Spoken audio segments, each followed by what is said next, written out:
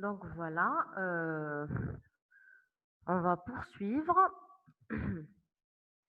Donc on a dit que physiologiquement, la fibre musculaire lisse du myomètre donc a un certain seuil donc d'élongation. C'est comme l'élastique. Donc l'élastique, lorsqu'il est neuf, il va s'étendre, il va s'étendre, il va s'étendre. Si on le laisse donc donc il a un seuil après lequel, si on le laisse donc un temps important sur distendu, donc ça va perdre son élasticité. C'est la même chose, la fibre musculaire lisse du myomètre a un certain seuil après lequel elle va plus s'étendre et donc le travail se déclenche.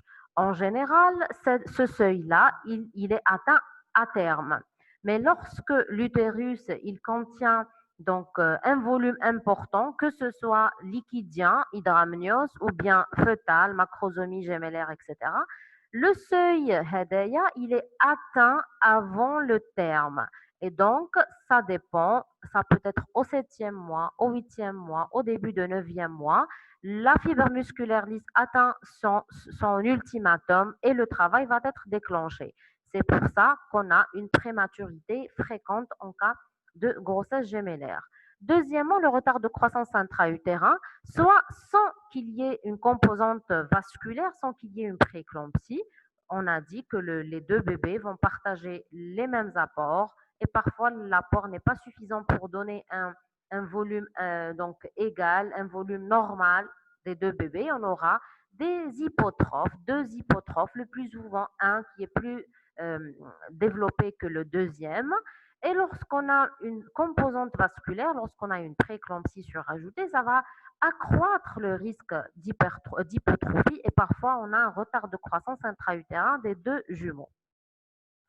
Le syndrome transfuseur-transfusé, donc je vais vous expliquer ça par la suite, et les malformations fœtales qui sont 2 à 3 fois plus importantes, les bébés siamois, le TRAP syndrome, je vais vous l'expliquer en image.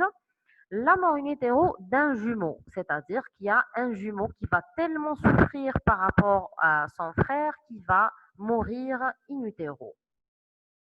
Qu'est-ce que c'est le syndrome transfuseur-transfusé? Donc voilà le syndrome transfuseur-transfusé. Concentrez-vous pour ne jamais oublier le type de grossesse gémellaire responsable du syndrome transfuseur-transfusé. Donc, il faut comprendre la physiopathologie. Donc, ça se voit au cours des grossesses monocoriales biamniotiques. Monocoriales biamniotiques. Pas les grossesses bicoriales. Il faut qu'il y ait un seul placenta et qu'au sein de ce placenta, il y a des chantes entre la vascularisation du premier jumeau et la vascularisation du deuxième jumeau. À un certain moment, il y a un jumeau qui va piquer du sang de son frère. Et donc, ça, c'est le transfusé. Et ça, c'est le transfuseur. C'est celui-là, le transfusé, qui va piquer du sang de son frère.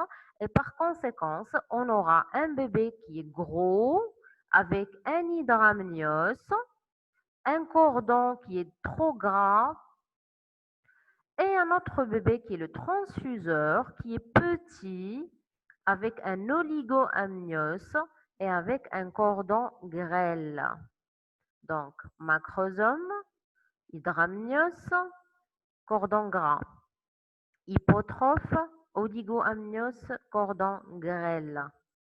Donc, la conséquence, c'est ça.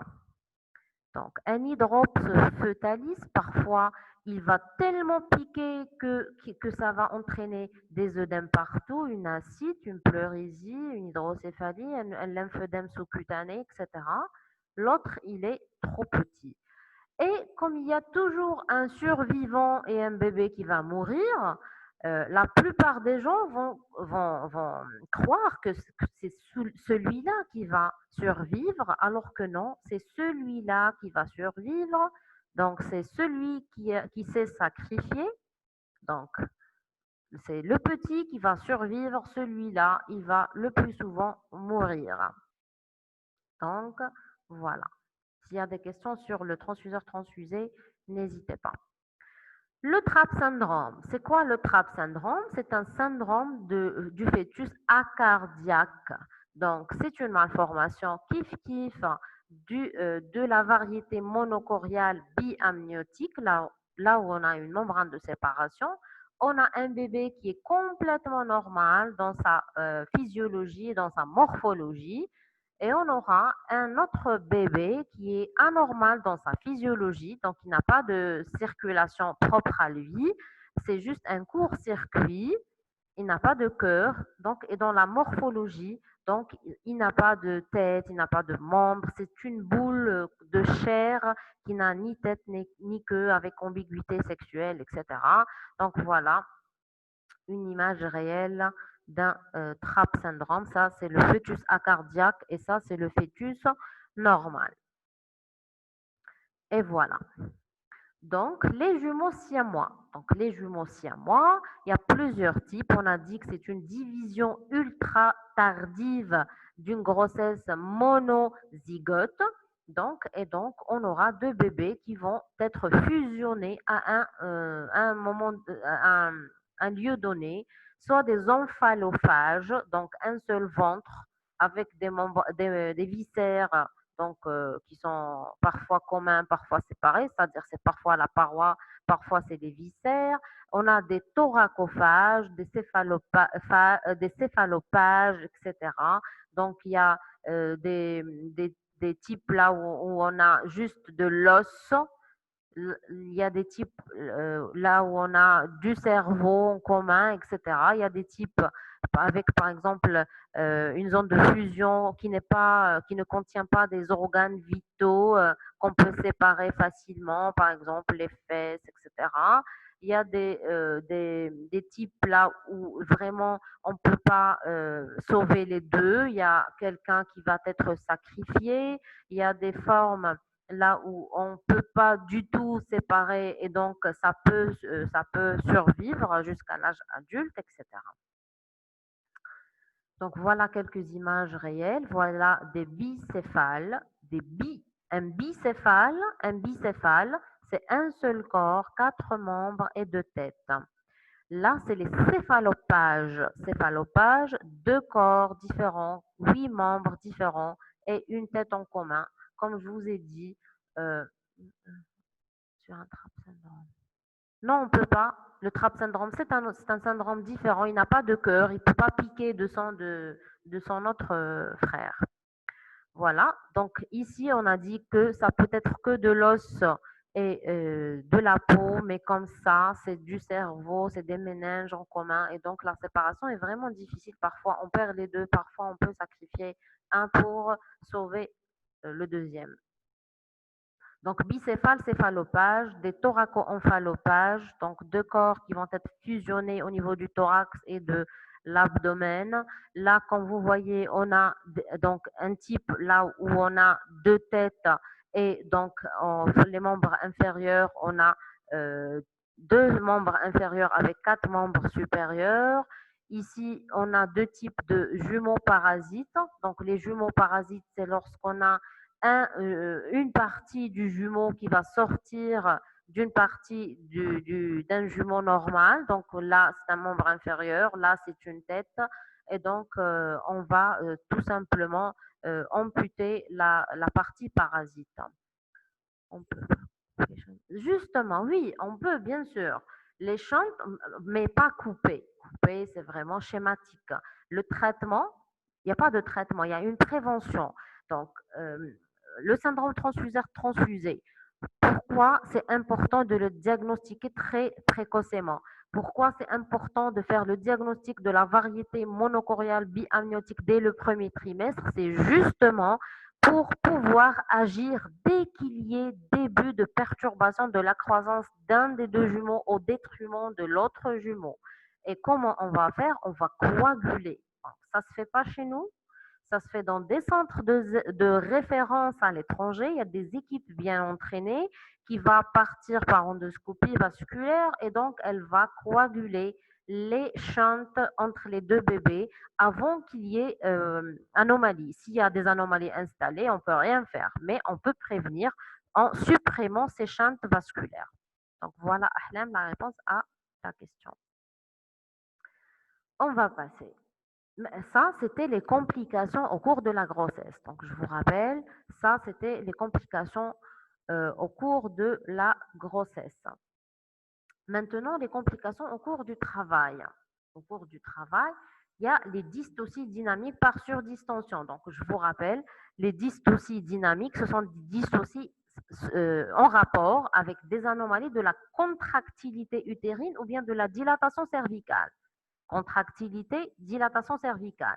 Comme il y a une surdistension, la fibre myométriale, elle est très distendue, elle ne peut pas subir des contractions normales et on aura une dystocie dynamique type hypocynésie, c'est-à-dire un défaut de contraction utérine. Une procidence du cordon, lorsque on a deux bébés, parfois il n'y a pas adaptation entre une des extrémités et le détroit supérieur. Il y a un espace entre la partie fœtale et le détroit supérieur.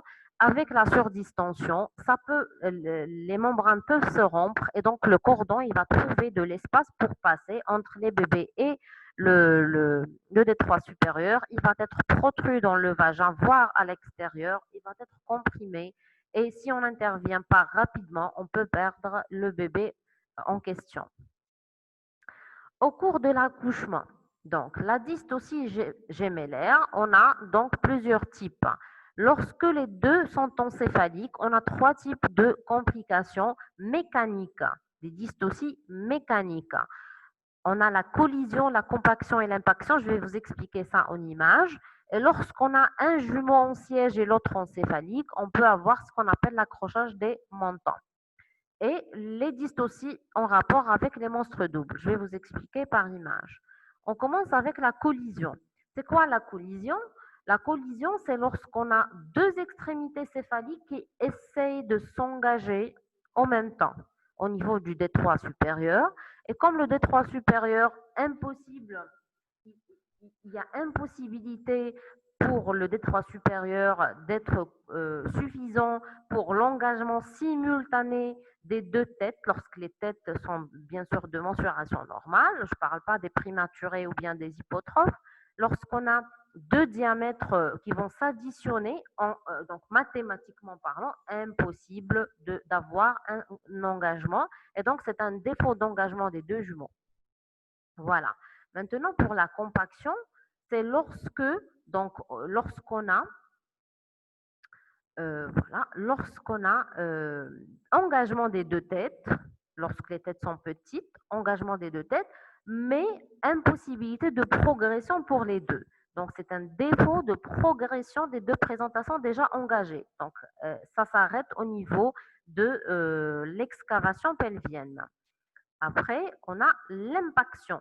L'impaction, c'est lorsque le premier, il s'engage, il commence sa descente et rotation, et le deuxième, il s'engage en même temps avec les parties molles du premier, et donc ça va occuper, ça va bloquer le détroit supérieur, et donc impossibilité pour le premier de continuer sa descente et pour le deuxième de continuer son engagement.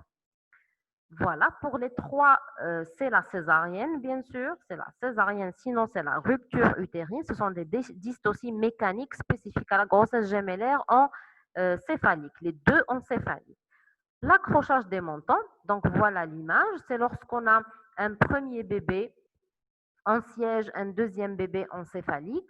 Donc vous voyez, le premier, il va commencer son accouchement et donc son menton peut s'accrocher avec le menton de son frère jumeau, impossibilité de faire l'accouchement. Donc ici, qu'est-ce qu'on fait? On fait une césarienne d'urgence. On fait une césarienne, une incision. Donc on va faire l'extraction de ce jumeau. Donc ce jumeau, on peut l'extraire.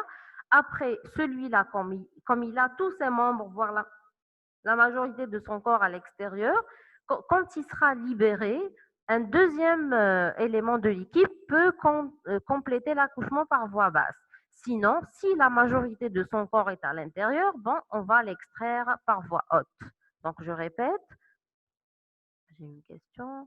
Y a-t-il une cause qui fait que le gros bébé, c'est celui qui mourra et non le petit? Bien sûr, le gros bébé, c'est un bébé fragile. C'est un bébé, il n'est pas gros parce qu'il est bien nourri, il est gros, il est bourré de liquide. Il y a une polycérite, il y a une ascite, il y a une péricardite, il y a une pleurésie, il y a un hydramnios, il y a un hydrops placentaire. Donc c'est un bébé, il n'est pas gros parce qu'il est en bonne santé, il est gros parce qu'il est bourré de liquide. Donc c'est celui qui est le plus fragile. L'autre, il n'a pas de liquide, il a juste un manque de nutrition. Donc, si il va naître, ça va être facile de le nourrir et donc il va gagner en poids, il va survivre. L'autre, il est foutu. Voilà, donc je répète juste Heidi, accrochage des montants, extrême urgence, césarienne en urgence, extraction du jumeau qui est complètement à l'intérieur, Mbadika, extraction Mbadik, le premier jumeau en siège, si sa majeure partie est en dehors, un autre membre de l'équipe peut faire l'accouchement par voie basse, sinon accouchement par voie haute. Pourquoi on préfère de compléter l'accouchement par voie basse? Parce que c'est un risque septique. C'est un bébé qui était déjà en dehors. S'il va passer par un passage rétrograde, ça va souiller l'utérus et l'incision et donc risque des infections par la suite. Voilà, j'espère que c'est clair. On passe. Deuxième complication, c'est la souffrance. Les 4 complications. Oui. Donc, on va répéter pour votre camarade ces 4 complications.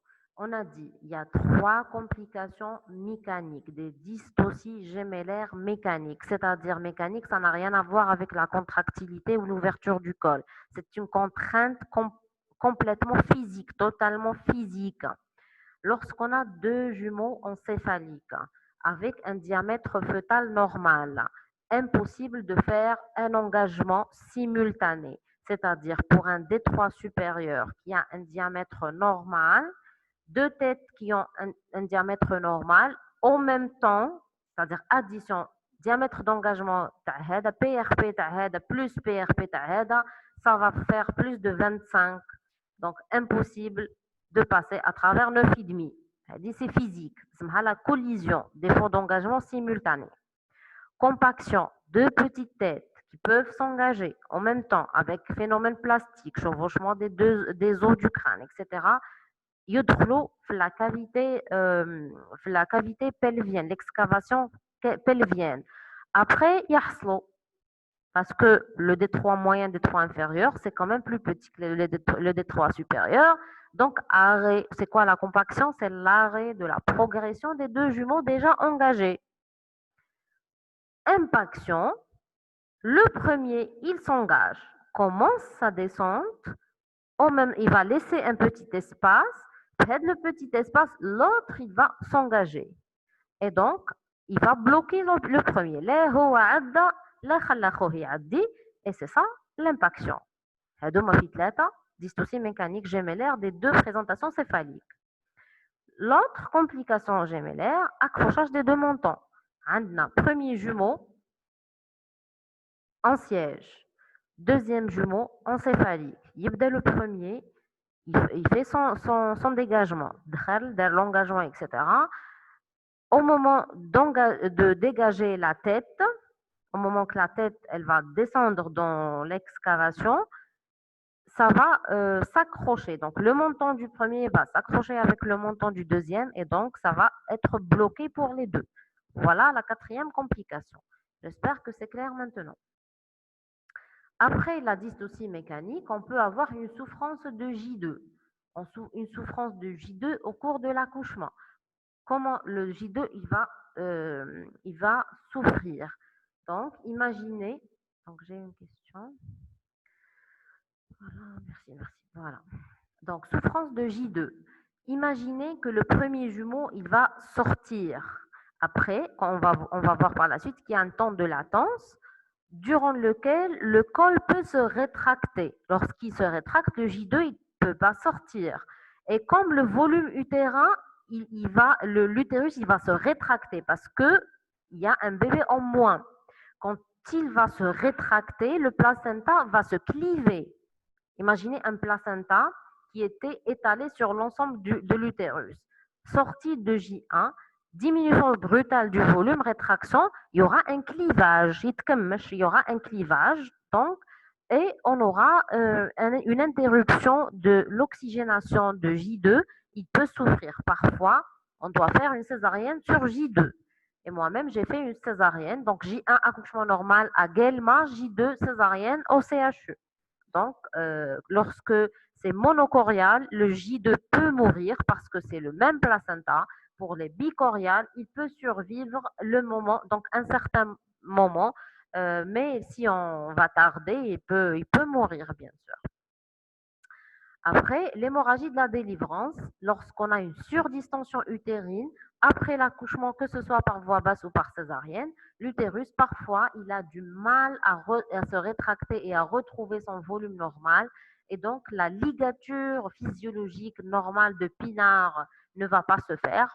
Parce que, comme vous savez, pour qu'il y ait tarissement du saignement, l'utérus, il doit fermer les maillons béants de la couche plexiforme du myomètre, entre lesquels il y a les vaisseaux materno-fœtales. Pour que ces vaisseaux vont se fermer, les maillons doivent être fermés.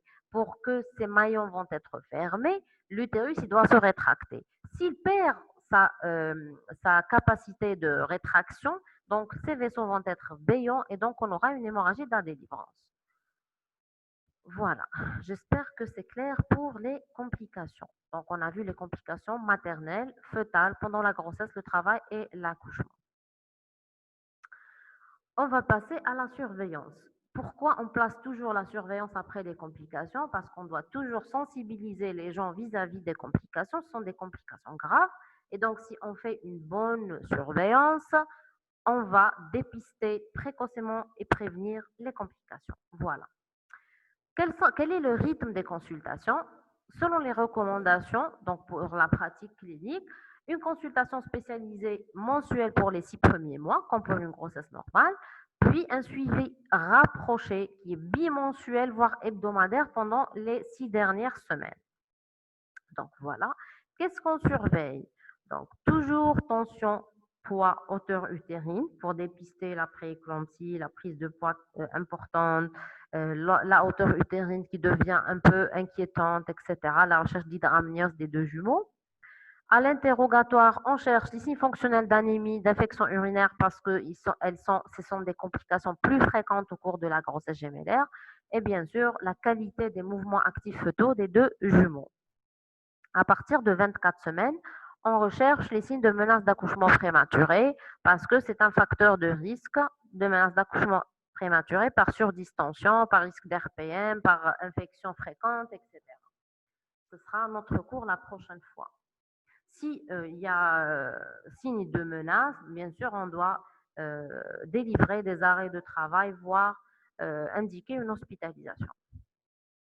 Paraclinique, on doit toujours demander une FNS pour dépister une anémie, ECBU chez Médisurine pour dépister une infection urinaire.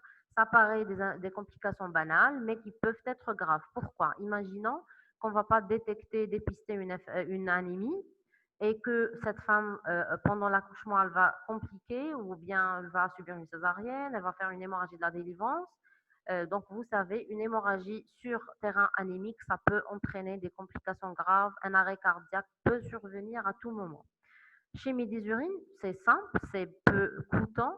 Ça peut détecter une infection urinaire qui peut être la cause d'une RPM ou bien d'une menace d'accouchement prématuré et qui peuvent conduire à une prématurité. Et comme la prématurité, c'est la première cause de mortalité fœtale, on peut perdre un, voire les deux jumeaux. Imaginons que c'est une FIV, la femme est infertile, était infertile, elle a attendu ses bébés, elle a payé très cher pour faire cette FIV et à cause d'une petite infection urinaire qu'on n'a pas pu déceler, elle va perdre ses bébés, c'est vraiment grave. Voilà, après la surveillance biologique, on a la surveillance échographique. Bien sûr, au premier trimestre, l'échographie, elle doit dater. Et comme on a deux bébés qui peuvent avoir des longueurs crânio-caudales différentes, on va prendre en considération la longueur crânio-caudale, donc ça c'est LCC, hein, la longueur crânio-caudale du plus petit, parce que vaut mieux avoir une datation par excès qu'une datation par défaut.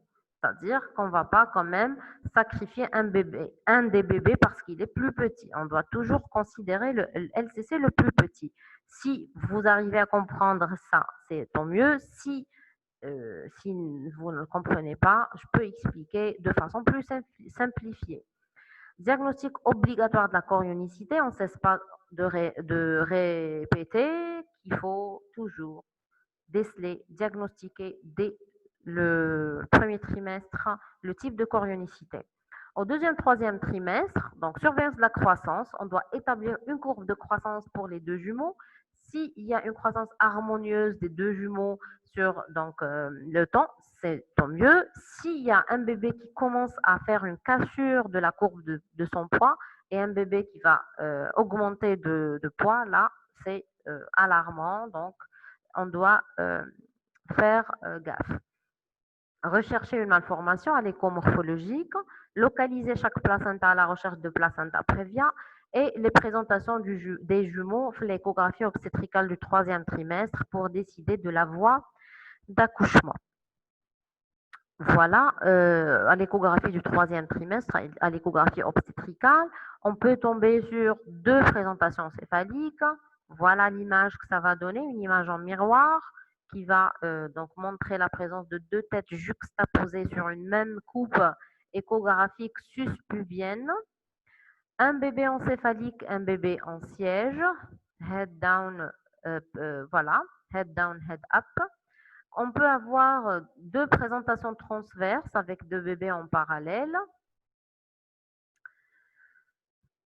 J'ai une question.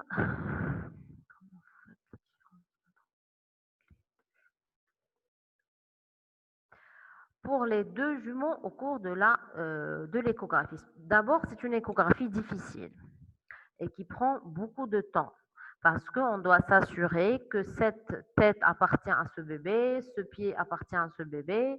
C'est pour ça qu'on doit faire d'abord l'échographie morphologique, entre 22 et 24 semaines d'aménorrhée. Sur cette échographie, on peut avoir la totalité, voire la quasi-totalité du bébé sur la même coupe. Et donc, voilà, donc la quasi-totalité du bébé sur la même coupe.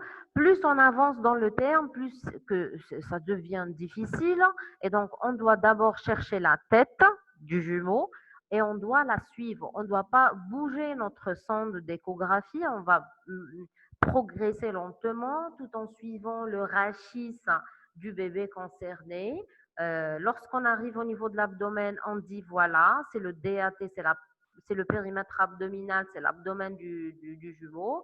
Et lorsqu'on progresse un peu plus loin, donc on arrive au membre inférieur et donc on va prendre le fémur. Et donc c'est difficile, ça prend du temps, c'est vrai, mais on doit le faire. Voilà, on doit prendre son temps pour explorer les deux jumeaux. Voilà. Comment vous faites la différence entre les deux jumeaux? Voilà, j'ai répondu à cette question. Maintenant, les principes généraux lors de l'accouchement.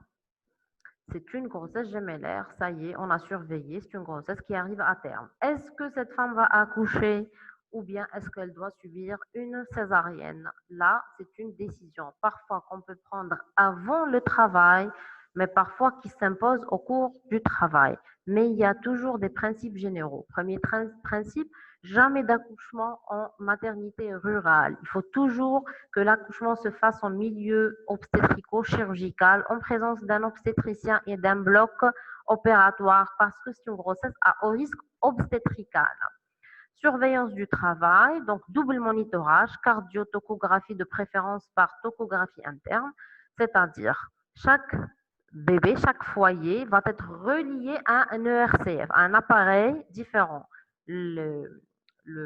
L'enregistrement de préférence continue pour la tocographie, c'est-à-dire pour le calcul de l'intensité, fréquence des contractions, du temps de repos, du tonus de base, etc., vaut mieux faire une tomographie interne, c'est-à-dire par cathéter à l'intérieur de la cavité utérine pour que ça donne des résultats plus fiables. Dépistage de la souffrance de J2, elle est difficile à réaliser, mais elle doit se faire de façon minutieuse. Corriger la dystocie dynamique par perfusion de syntocinon, lorsqu'on a une hypocinésie, on peut corriger par l'administration de débit de syntocinon qui doit être minimal suffisant. Donc le débit le plus petit pour avoir des contractions normales. Prudence lors de la myotomie, c'est-à-dire lorsqu'on va rompre les membranes, on doit faire gaffe pour éviter une procidence du cordon. Après, donc,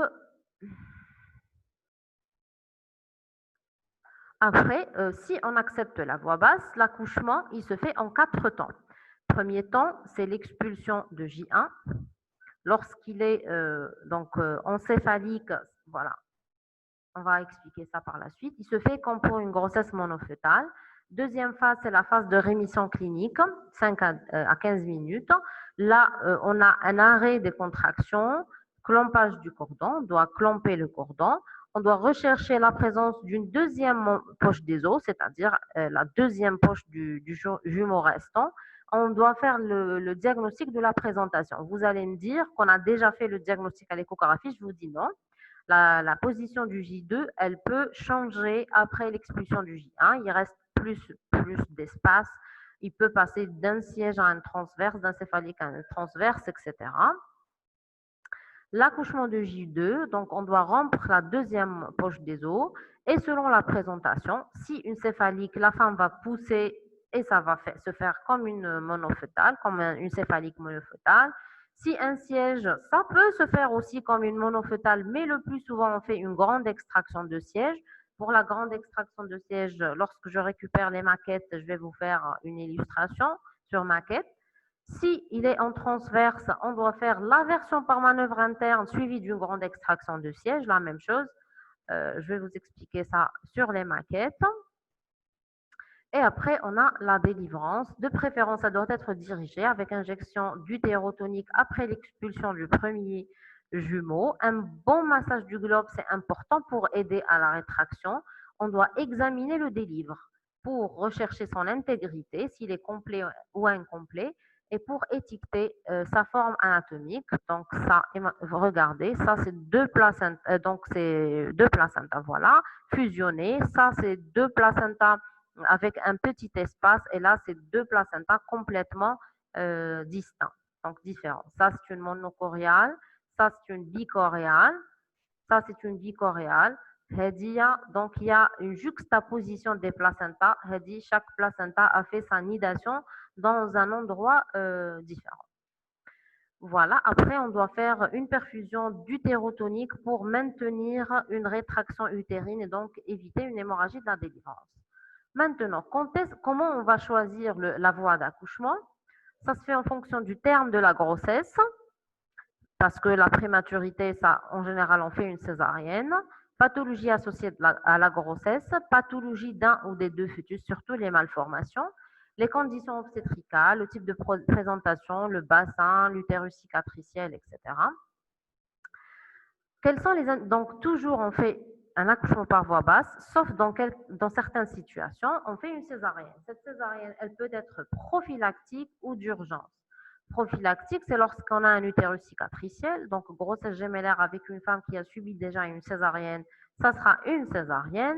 La prématurité viable en présentation non céphalique, donc un siège ou bien un transverse prématuré viable, c'est-à-dire qu'on peut sauver par la suite. Si les prématurés ne sont pas viables, il ne faut pas faire une césarienne. Donc la femme, elle aura une cicatrice, mais les bébés vont mourir. Ou bien une césarienne d'urgence, lorsqu'on a une souffrance des deux, ou bien le plus souvent d'un des deux, lorsqu'on a une procidence du cordon lors d'une rupture spontanée ou bien artificielle des membranes, lors d'une dystocie dynamique qu'on n'arrive pas à corriger par les médicaments, lorsqu'on a une rétention de J2, c'est-à-dire le premier, donc accouchement normal, le deuxième, on n'arrive pas à dilater le col il s'est rétracté, on n'arrive pas à le redilater, et donc on doit faire une césarienne d'urgence. Voilà, donc les quelques minutes qui restent, on va faire 2 diapos. Donc il y a 2 diapos sur les grossesses multiples.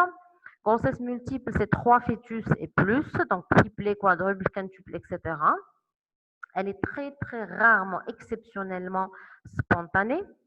Il y a un risque accru de prématurité, d'hypotrophie, d'inertie utérine parce qu'il y a plus de 3 qui vont partager la même cavité. Donc, il y a un problème de compliance de l'utérus. Ils vont partager le même placenta, donc problème d'apport et de prééclampsie, risque de prééclampsie, etc. Risque de prématurité parce que la fibre va atteindre sa longueur maximale plus précocement que pour une grossesse gémellaire. Pour la plupart des écoles, l'accouchement il se fait par césarienne systématique entre 35 et 37 semaines d'aménorrhée ou bien si la femme elle se présente en début de travail, quel que soit le terme. Voilà une image échographique d'une grossesse triplée.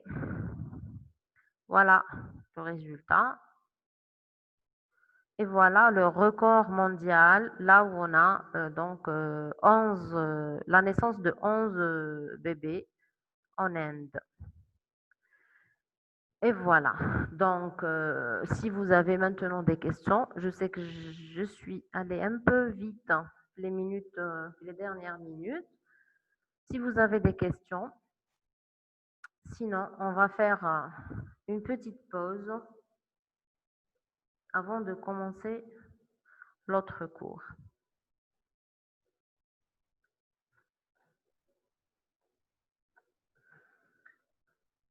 Le deuxième cours sera dans ce poste. Oui, bien sûr, ça va être dans ce poste. Donc, j'ai fait exprès de mettre un cours d'obstétrique et un cours de gynécologie. C'est parce que vraiment, c'est impossible de faire 2 cours d'obstétrique en même temps. On peut faire le diagnostic d'amnionicité. Oui, bien sûr, on peut faire le diagnostic d'amnionicité par écho. Lorsqu'on fait une écho précoce et on retrouve qu'il y a une seule poche, il n'y a pas de membrane de séparation, c'est une monoamniotique. Lorsqu'on tombe sur une membrane de séparation, c'est une biamniotique. Même à terme, on cherche donc dans l'une des 4 citernes et le plus souvent, on tombe sur une membrane flottante qui va nous dire que c'est une biamniotique. L'amnionicité, c'est très facile à l'échographie. Le problème, il est avec la chorionicité. C'est ça. Le problème, c'est pas l'amnionicité. L'amnionicité, c'est très simple, c'est très facile. On a parlé de la physiopathologie du syndrome transfuseur transfusé. On a dit qu'il y a des chantes vasculaires. Il y a un jumeau qui va piquer de l'oxygène et de la nutrition de l'autre jumeau. Il va augmenter de volume. À un certain moment, ce volume-là va être purement liquidien. Lorsqu'il excède la volémie sanguine, ça va sortir au niveau des tissus. On aura une augmentation du volume des viscères, hépatomégalie, splénomégalie, etc. On aura une pancéarite, donc du liquide partout dans les séreuses, le péricarde, la plèvre, le péritoine, en sous-cutané, un lymphœdème, du liquide amniotique, etc. Ça sera un hydrops fœtalis, parfois un azarque fœtoplacentaire. Pour le col, s'il est ouvert précocement, on ne fait pas un cerclage. Non, on fait pas un cerclage sur une béance secondaire à une surdistension utérine. On ne fait pas de cerclage. La femme, elle fait son repos.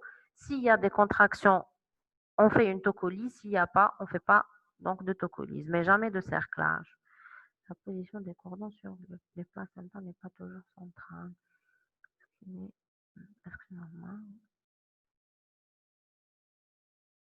La position des cordons sur le placenta, c'est comme pour une grossesse monofœtale. Ça peut être central, ça peut être excentrique et on appelle ça le cordon en raquette, comme ça peut être filamenteuse. Lorsque c'est filamenteuse, c'est là où ça pose un problème. Filamenteuse, c'est-à-dire que les membranes, le cordon, il prend naissance au niveau des membranes et il y a tous les vaisseaux, gros vaisseaux qui vont provenir du placenta, traverser les membranes pour se déboucher au niveau du cordon et ces vaisseaux-là